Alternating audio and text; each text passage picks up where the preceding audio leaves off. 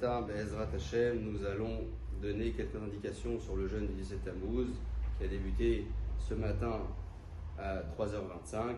C'est noté dans la halakha que le jour du 17 Tammuz, 5 tragédies se sont déroulées malheureusement contre le Ham Israël. La première, c'est que les tables de la loi ont été brisées. La deuxième, c'est que le korban quotidien qui s'appelait le Tamid a été annulé. La troisième, c'est que la ville a été assiégée de Yerushalayim, bien évidemment, à l'époque du deuxième Beth Amikdash, donc Khurban Abayit Sheni. Et enfin, la quatrième, c'est Apostomos qui brûle le Sefer Torah et qui va ensuite, pour la cinquième chose, placer une idole dans le Hechal.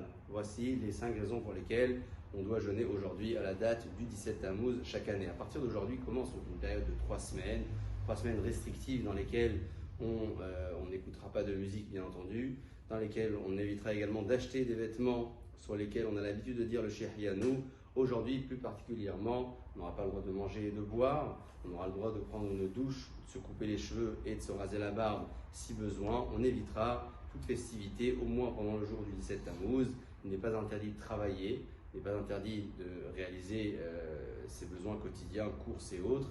On retient simplement que à partir d'aujourd'hui commence au moins la période restrictive qui va durer pendant 3 semaines et ça va aller crescendo. Au début de la période, les restrictions sont assez légères, peut-être je parlais de la musique et quelques autres également indications que la halakha nous rapporte, et plus on avance vers la période du Rosh Chodesh et plus les restrictions seront un petit peu plus lourdes. On en reparlera au primitif.